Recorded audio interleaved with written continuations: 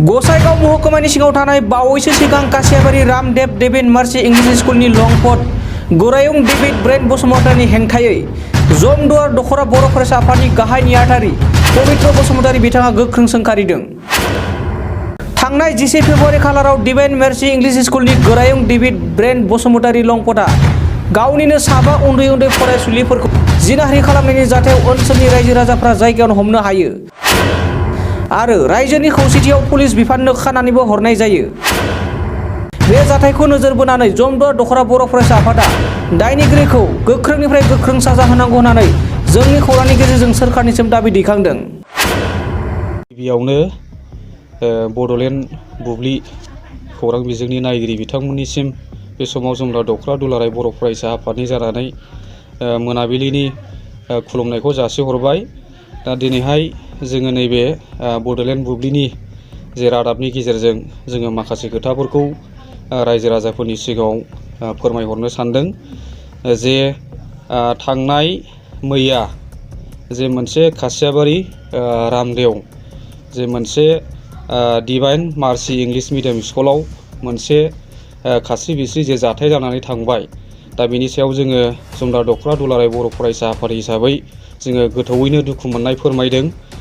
जाय बिथाङा divine मार्सि English medium स्कुलनि जाय प्रिन्सिपाल बिथां डेभिड ब्राइन बसुमातारी बिथाङा सासे 60+ सासे बैसोनि सासे प्रिन्सिपाला जे थांनाय समफोरनिफ्रायनो जे गावनि मोनसे स्कुल खुलिनानै बा इंलिश मिडियाम स्कुल खुलिनानै जे कासियाबारि रामदेव बे ओनसोलाव खुलिनानै बिथाङा माखासे गावनि स्टुडेन्टफोरखौनो हस्टेलाव दोननायजों बा हस्टेलाव लाखिनानै बिथाङा माखासे जे फरायसाफोरनि सायाव बा उन्दै उन्दै क्लास 3 एबा 7 थाखोआव फरायनाय क्लास 3 आव फरायनाय 7-8 एजनि जे स्टुडेन्टफोरखौ बिथाङा अयथासार बा माखासे इलिगेसन बा माखासे जाथायफोरखौ रेप हिसाबै बिथाङा खामानि मावबोबाय थादों।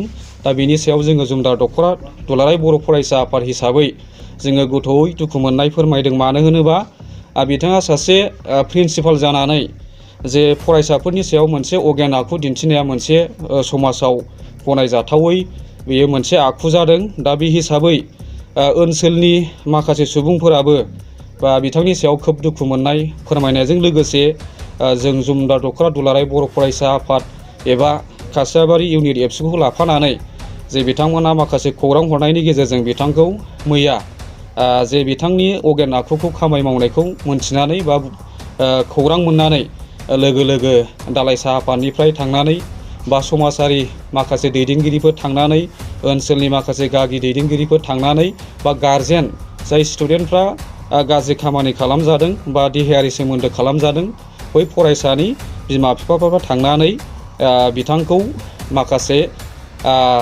स्टेटमेन्ट लानायनि गेजेरजों बिथाङा माखासे रोखा खोथाफोरखौ फोरमायनानै होदों आरो नंगौ बिथाङा थांनाय समफोरनिफ्रायनो बिथाङा बेबायदिनो माखासे गाज्रि खामानिखौ मावबोबाय थादों।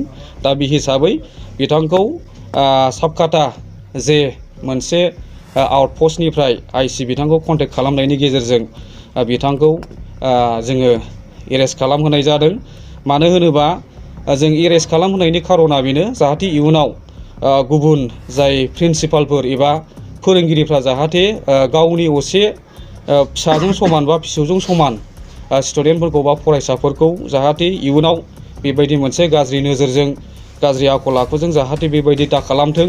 मानोना जों फरायसाफोरखौ लानानैनो जों उन्दै उन्दैफोरखौ लानानैनो जोंनि समाज जोंनि हारि जोंनि हादरा मिजिंथिनाय दं। बिथांमोनखौ लानानैनो जों साफा साफा गोरों जाजानो लुबैनायजों लोगोसे बिथांमोनखौ मोनसे आदर्श गोनां सोलोंथाइ होनायजों लोगोसे समाजनिनो हारिनि साफा साफा दैदेनगिरि जानांगौ हिसाबै आरो बिथांमोनखौ दायथ' लानांगौ हिसाबै बिथांमोनहा प्रिन्सिपाल हिसाबै बा फोरोंगिरि हिसाबै खोब दायथ' लानांगौ दङ बा बिथांमोनहा नांथाबनानै फोरोंनांगौआ बिथांमोननि सासे साफा साफा दायथ' दं हिसाबै जोङो बेखौनो दुखु मोनदों। बेनिखायनो जों बिथांखौ डाइरेक्टलि दुखु मोननाय फोरमायनानै आरो बेजों लोगोसे समाजनि मानसिफोरा बा दैदेनगिरिफोरा ओनसोलनि दैदेनगिरिफोरा दुखु मोननाय फोरमायनानै बिथांखौ डाइरेक्टलि आइसिनो खबर हरनायनि गेजेरजों बिथांखौ एरेस्ट खालामनाय होदों।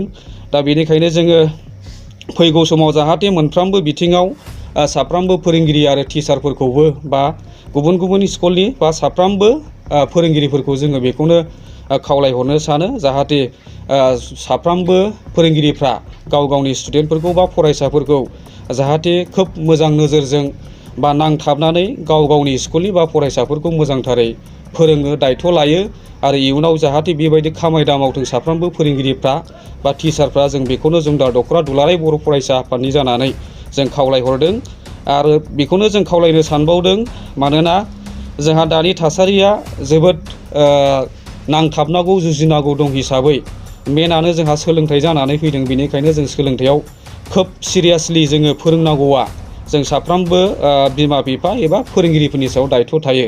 दा बैफोरखौ नोजोर होनानै जोंबो जुमदार दख'रा दुलाराय बर' फरायसा आफाद एबा एबसुआ सिगां समनिफ्रायनो फरायसाफोरखौ लानानै गोबांथार खामानि मावबोदों बा इडुकेसननि सायाव बा बायदि बायदि सोलोंथाइनि बिथिङाव समाजारि बिथिङाव बैफोरखौ गैया खालामनानै मोनसे समाजखौ गोग्गो सोलोंथायाव गोजौ थाखोआव लांनो हायो बैफोरनि सोमोन्दैबो माने एबसुआ बा दुलाराय बर' फरायसा आफाद हिसाबै खामानिखौ लाबोबाय थादों बा माखासे प्रग्रामफोरखौ लाबोबाय थादों। नाथाय बिनि गेजेरावबो जोंनि माखासे गोरों मानसिफोरा बा जोंनि माखासे बेबायदि माखासे अगेन आखुनि माखासे फोरोंगिरि बा प्रिन्सिपालफ्रा गासिबो नंजोबाबाबो सासेनि जुनै गोबांथार फोरोंगिरि बा टिचारफ्रानो बुंजानांगौ जायो।